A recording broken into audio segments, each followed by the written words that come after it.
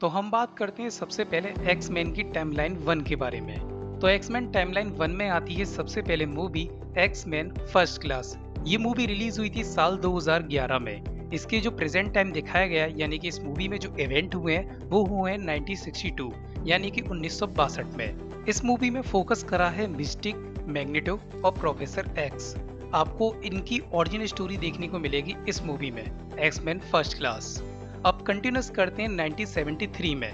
अब 1973 में एक इवेंट होता है जहां पर मिस्टिक ये पता लगाती है कि म्यूटेंट्स के खिलाफ कुछ चल रहा है, और जैसे ही मिस्टिक को पता चलता है 1973 में कि टास्क म्यूटेंट के खिलाफ एक मशीन बना रहा है जो कि उन्हें फ्यूचर में बर्बाद कर देगी और उस मशीन को बनाने में 50 साल लगेंगे, तो मिस्टिक तुरंत ही टास्क को ढूंढते ही मार देती है। अगर आपको ये 1973 का इवेंट देखना है तो 2014 में एक मूवी रिलीज हुई थी X Men days of future past. तो उसमें 11 से 12 मिनट की रनिंग टाइमिंग के बीच में आप ये इवेंट देख सकते हो जहां पर मिस्टिक मार रही है टास्क को 1973 में। अब चलिए कंटिन्यूस करते हैं अगली मूवी एक्स-मैन ओरिजिन वुल्वरीन। ये मूवी रिलीज हुई थी 2009 में। इसका जो प्रेजेंट टाइम दिखाया है वो है 1979 में।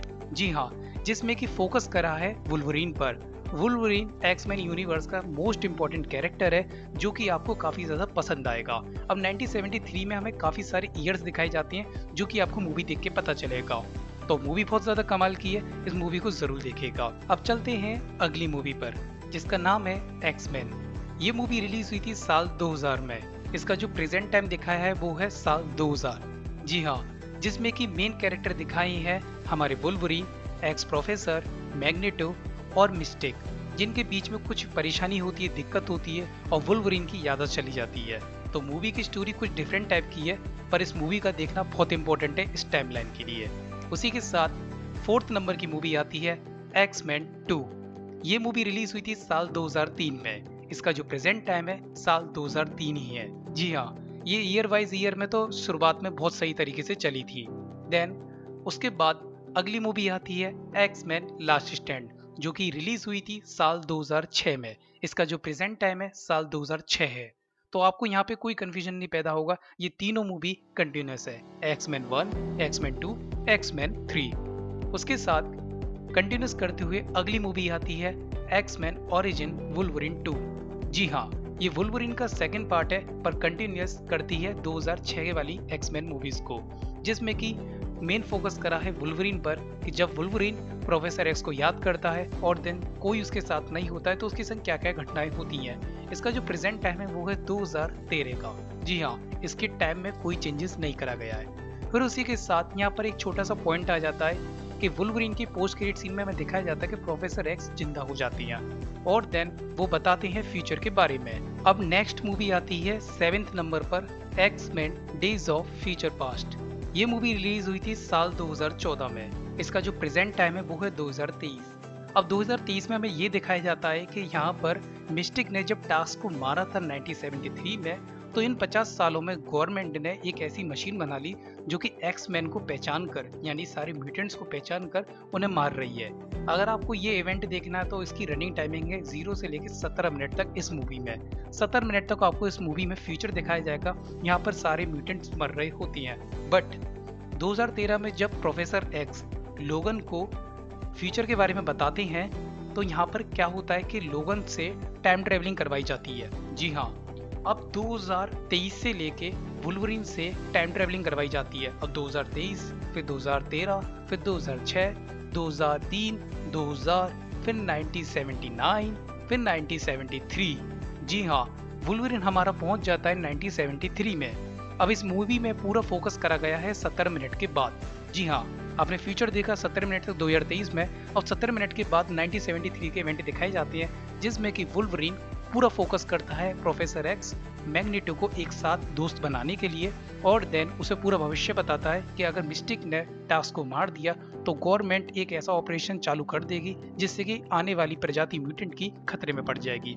तो इस इवेंट में हमें दिखाया जाता है कि सब कुछ सही हो जाता है जैसा कि वुल्वरीन चाहता है। अब यहाँ पे सबसे बड़ा पॉइंट आ जाता है समझने के लिए कि जब वुल्वरीन टाइम ट्रेवलिंग कर 1973 में जो भी चेंजेस करता है और मैग्नेटो प्रोफेसर एक्स जो भी चेंजेस करते हैं, तो इसका मतलब ये होता है कि मिस्टिक किसी को नहीं मारती है, गवर्नमेंट कोई भी ऑपरेशन नहीं करती है, और जो 2023 में जितने म्यूटेंट मारे गए वो नहीं मरते हैं, और देन जितने भी इवेंट हुए वो भी नहीं होते हैं। अब यहाँ पर क्या होता है कि दूसरी टाइमलाइन क्रिएट हो जाती है, और इसका मतलब 1973, 1979, 2000, 2003, 2006, 2013, 2023 का ये कोई भी इवेंट नहीं होता है। ये मूवी का कोई वजूद ही नहीं होता है। जी हाँ, मूवी क्या, इनकी जो प्रॉपर टाइमलाइन प्रेजेंट टाइम होता है उनका कोई वजूद ही नहीं होता है। जी हाँ, 1973 से दूसरी टाइमलाइन क्रिएट हो जाती है। यहाँ पर वुल्वरिन दूसरी तरीके से बनाया जाता है, और देन सभी एक्समैन की अलग अलग स्टोरी बन जाती है। तो सबसे पहले अब कंटिन्यूस करते हैं टाइमलाइन 2। 1973 के बाद कंटिन्यूस करते हैं 1983 में। 2016 में एक मूवी रिलीज हुई, एक्समैन एपोकलिप्स। इसका जो प्रेजेंट टाइम है वो है 1983 का। इसमें यहाँ पे ये दिखाया जाता है कि जब 1973 में सब कुछ सही हो जाता है तो प्रोफेसर एक्स दोबारा से स्कूल चालू करते हैं अच्छी तरीके से, और देन वो नए नए बच्चों को भर्ती करते हैं। बट यहाँ पर एक छोटी सी गलती हो जाती है। पुराने टाइम में एक म्यूटेंट होता है, सबसे पहला वो दोबारा से जिंदा हो जाता है, जबकि वो एक एलियन होता है। जी हाँ, ये काफी लोगों को नहीं पता, पर लोग उसे म्यूटेंट समझते हैं, और ये चीज कंटिन्यूस चलती आ रही होती है 1983 तक। अब 1983 में वो एपोकलिप्स जिंदा हो जाता है, और यहाँ पर सारे एक्समैन एक साथ मिलकर लड़ते हैं और उस एपोकलिप्स को हरा देते हैं। अब उसके बाद कंटिन्यूस करते हैं 1992 में। ये मूवी रिलीज हुई थी साल 2019 में, एक्समैन डार्क फिनिक्स।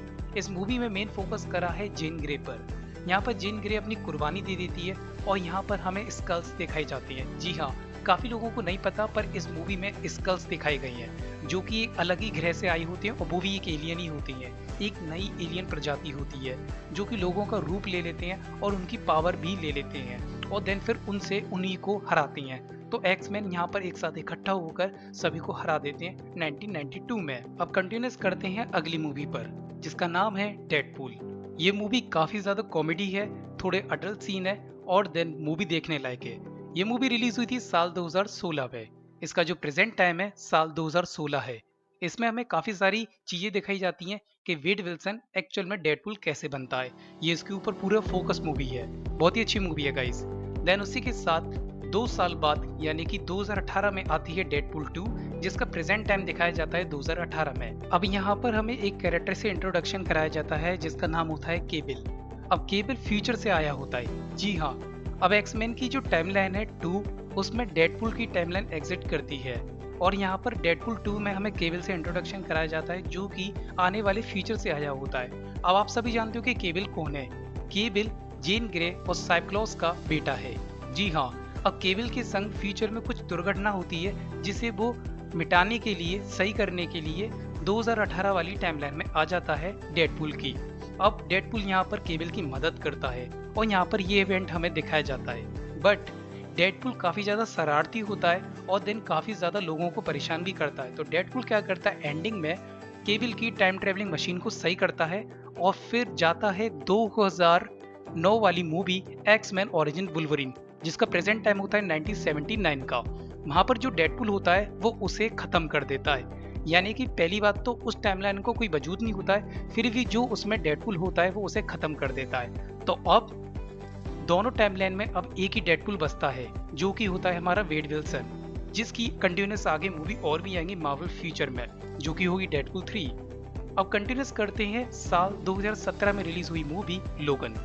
इसका जो प्रेजेंट टाइम दिखाया गया वो है 2029 का।